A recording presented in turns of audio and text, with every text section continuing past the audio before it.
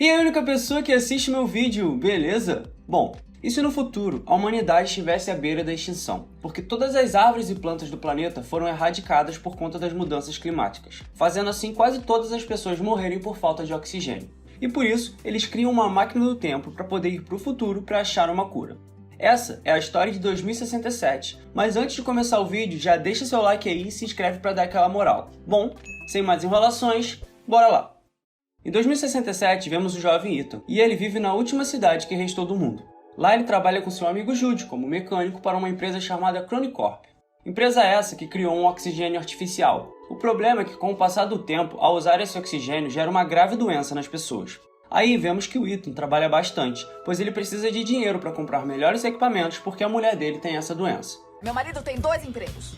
Num dia, a chefe da empresa, Regina, chama o Ethan em sua sala e diz que se nada mudar, a humanidade vai ser extinta em poucos anos. E o Ethan aqui pode ajudar todo mundo. Porque há 20 anos atrás, o pai dele criou uma máquina que pode ir para o futuro. Porém, no seu primeiro teste, eles enviaram uma mensagem em ondas de rádio para descobrir o que tem do outro lado. Descobrindo assim que 400 anos no futuro tem vegetação suficiente para habitar a raça humana, e que eles devem ter achado uma cura.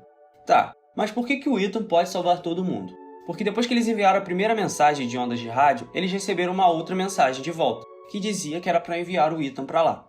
Por não querer deixar sua esposa doente para trás, o Ethan recusa a proposta.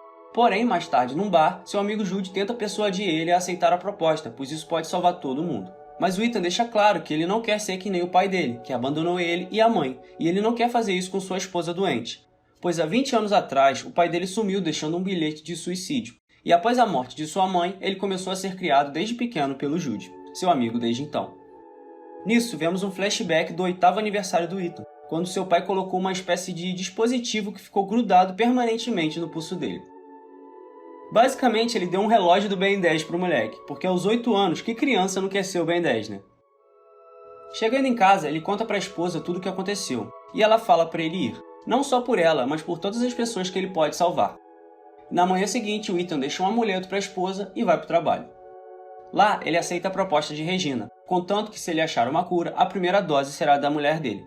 Agora, pronto para ir para o futuro, ele descobre que o cientista encarregado da máquina não sabe o que eles vão encontrar lá. E por isso eles vão jogar o Ethan do alto, porque senão ele pode ser transportado para dentro de uma montanha ou algo do tipo. E que ele vai sozinho, porque eles ainda estão terminando o outro traje. E por fim, dá um dispositivo de inteligência artificial chamado ART para monitorar os sinais vitais e ajudar na navegação dele. Resumindo, vamos jogar você lá e aí tu se vira. No futuro, Ethan cai numa floresta e seu traje pega fogo. Lá ele percebe que tudo mudou e que pode respirar de boas. E em seguida, o ART leva ele para uma porta de metal fechada. Só que ao lado da porta, Ethan vê um corpo. Corpo esse que tem uma marca de bala na cabeça. E por ser curioso, vê que a identificação do corpo tinha o nome dele. Bom, se esse é o corpo dele mesmo, em algum momento ele acabou voltando e morreu no passado. E ainda mais, não basta saber que você morreu, ele quer saber como. Ele procura e acha o ART daquele corpo. E esse negócio aqui dura mais que pilha Duracell, porque mesmo depois de passar uns 400 anos, aquilo ainda tá com 2% de bateria. E tem telefone que não dura nem um dia. E ao ligar o ART, ele acaba escutando um áudio de alguém falando com ele antes de atirar no Ethan que morreu. Espantado com tudo aquilo, o Ethan percebe que o Omnitrix do corpo está com a luz verde, ou seja, diferente da do dele, que sempre foi vermelha a vida toda. Na mesma noite, o jovem tenta acender uma fogueira e encontra frutas que, mesmo não sabendo se eram venenosas ou não, ele come. Cara, nessa parte eu com certeza comeria essas frutas, até porque envenenado ele sabe que não vai morrer, né? Bom, ainda bem que eu não sou ele, porque senão teria me ferrado, que nem ele, porque as frutas eram venenosas. Mas aí, meio que alucinando, alguém salva ele. Ao acordar, Ethan percebe que quem salvou ele foi seu amigo Jude. Jude fala que assim que o laboratório percebeu que os sinais vitais de Ethan estavam caindo, presumiram que ele estava sendo envenenado e o enviaram com uma cura para salvá-lo. Aí Ethan mostra seu corpo para Jude, o que mostra que o destino dele ainda é morrer ali. Mas isso também prova que ele voltou de alguma forma. Usando o ART, eles encontram outra porta que se abre ao analisar o Ethan. Lá, eles encontram um monitor que pede uma amostra de DNA, e ao aceitar, o Omnitrix dele fica verde, fazendo toda a sala acender. Sério? É pra isso que esse troço serve? Enfim, com as luzes acesas, eles percebem que estão na sala da máquina do tempo no laboratório da Cronicorp no futuro. Enquanto o amigo dele vê uma chance de fuga, o Ethan não vê da mesma forma, porque ele não mudou absolutamente nada e ele ainda vai morrer igual o esqueleto que ele achou. Nisso, o garoto encontra uma gravação do seu pai no sistema, que dizia que fez a máquina para coletar dados do futuro e depois transmitir eles para o passado. Por isso, eles enterraram uma estação de monitoramento atmosférico que durará anos no futuro. Porque aí, quando eles enviarem a mensagem e ela voltar para o passado, vai vir com todas as informações atmosféricas dos últimos 400 anos. Ou seja, assim eles vão descobrir o que fez a Terra mudar. Porém, assim que ele mandou o sinal para o futuro, ele acabou recebendo outro de volta, dizendo que o filho dele deveria ser enviado. E mesmo com muitas dúvidas, ele tinha decidido que ia enviar o filho. Por isso que ele fez uma forma de verificar o DNA do filho no futuro.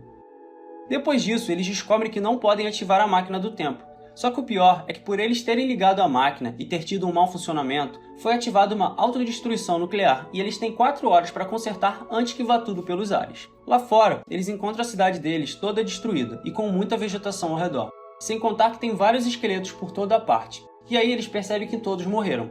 E que não tem ninguém vivo por lá, mostrando que a Terra só se recuperou depois da extinção da humanidade.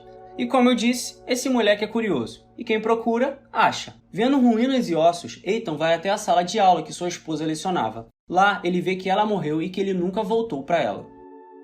Jude percebe que o Ethan está em desespero e tenta consolá-lo, e diz que é para eles tentarem voltar a si mesmo, porque nem lá no futuro tem uma cura. E aí nessa conversa, Jude diz algo pro Ethan que ele já tinha ouvido em algum lugar. E sim, a voz que o Ethan ouviu no áudio de sua morte era a mesma do seu amigo. Ou seja, ele que deve ter matado o Ethan. E após a gravação, o Art acaba a bateria. Jude, então saca uma arma assustado, mas diz que não atiraria no Ethan. Nisso, os dois resolvem consertar eles mesmos o núcleo de energia. Que na verdade nem era tão difícil de consertar, porque eles não fizeram praticamente nada. Era só uma sala que devia ser despressurizada e alguém tinha que acionar a alavanca manualmente. Por isso, o Ethan tenta se sacrificar ao acionar a alavanca, mas o Jude salva ele em seguida. Claro que ele quer se sacrificar, ele sabe que não vai morrer assim, aí ele tá querendo meter o louco. Ao voltarem à sala da máquina, faltam agora 37 minutos para a máquina ativar. E nisso, o Ethan acha a porta que estava fechada e onde seu corpo estava ao lado. Ou seja, tudo o que eles fizeram ainda não tinha alterado em nada o destino de Ethan. Por isso, o Ethan troca as baterias do Art antigo pela do Art novo, porque aí ele podia ter acesso total ao aparelho, que só estava mostrando o áudio porque a bateria estava fraca. Porque caralhos, ele não fez isso antes. Agora com a bateria cheia, o Art mostra a gravação completa do que aconteceu e comprova que de fato o Jude ia matar ele. Nisso, o Ethan prende o Jude numa sala e acessa as outras gravações do pai. Ele acaba descobrindo que no dia do seu aniversário, numa conversa com a Regina, ele disse que queria salvar todo mundo. Só que ao contrário dele, a Regina queria somente se salvar e salvar a quem ela escolhesse. Porém, por prevenção, ele bloqueou a máquina para ser acessada somente com o DNA do Ethan. Com isso, a Regina fica puta e mata o pai do Ethan e pede pro Jude matar a mãe do Ethan e cuidar dele para eles usarem ele no futuro. Resumindo, no dia do aniversário do moleque, morreu a mãe e o pai dele, e ele ainda ganhou um Omnitrix que faz exame de sangue nele. Ao acabar a gravação, Jude escapa de sua sala e entra em confronto com Ethan, pois o plano dele sempre foi esse, que era levar o Ethan pro futuro para de lá ele ativar a máquina trazendo todas as pessoas que a Regina escolheu para lá. Vendo o desespero do Ethan, Jude acaba se matando, pois ele não queria matar o menino que ele cuidou por 20 anos. Após ver seu amigo morrer na sua frente, Ethan acredita que ele pode salvar todo mundo ainda, e ao olhar na tela, ele vê a primeira mensagem enviada pelo seu pai em 2047, e percebe que foi ele mesmo que enviou a mensagem que dizia "Envie Ethan". Portanto, ele codifica e envia a mensagem. Enquanto isso, a mina estava lá no passado só esperando o Ethan voltar para matar ele e vazar dali com quem ela escolheu. Só que então, a máquina volta cheia de plantas extintas e com a gravação dela matando o pai do Ethan. E após isso, vemos o garoto destruindo a máquina do tempo. E graças ao Ethan, a Regina foi presa e as plantas que foram enviadas são cultivadas para tentar revitalizar o planeta. E a esposa dele também recebe uma flor, e com esse presente ela entende que ele vai ficar lá no futuro para sempre. E agora, em 2474, o Ethan enterra um amigo e faz uma lápide. Nisso, uma borboleta chama a atenção do Ethan, porque desde que ele foi para lá ele não tinha visto nenhum ser vivo, e por isso o Ethan vai até seu corpo morto e percebe que ele sumiu. Então vai até a cidade e vê que a humanidade sobreviveu graças à escolha que ele tomou, e por isso ele mudou o destino de todos. Bom, e esse foi o final do filme. Sendo bem sincero, eu achei a ideia do filme foda. Porém, por ser de baixo orçamento, as cenas do filme não são lá de extrema qualidade. Agora, sobre a história, o cara podia ter feito uma pulseira mais simples, não? Ah, e o amigo dele se matou à toa, né? já que ele não ia matar o Ethan no passado de qualquer forma, porque o Ethan que morreu nunca tinha sido morto pelo Jude, e sim pela Regina, que deve ter matado aquele Ethan assim que ele voltou completando o looping. E sobre o corpo que sumiu, por mais confuso que pareça, dá pra entender. Traduzindo, aquele Ethan que morreu existiu em outra linha temporal, e nessa ele só existiu para o Ethan que sobreviveu conseguir tomar as decisões e acontecimentos certos para que no fim a humanidade pudesse ser salva. Porém, eu acho que era mais fácil ele ter morrido para completar o looping. E esse foi o tema do vídeo de hoje. Muito obrigado por ter assistido até aqui e te vejo no próximo vídeo. Falou, valeu, fui!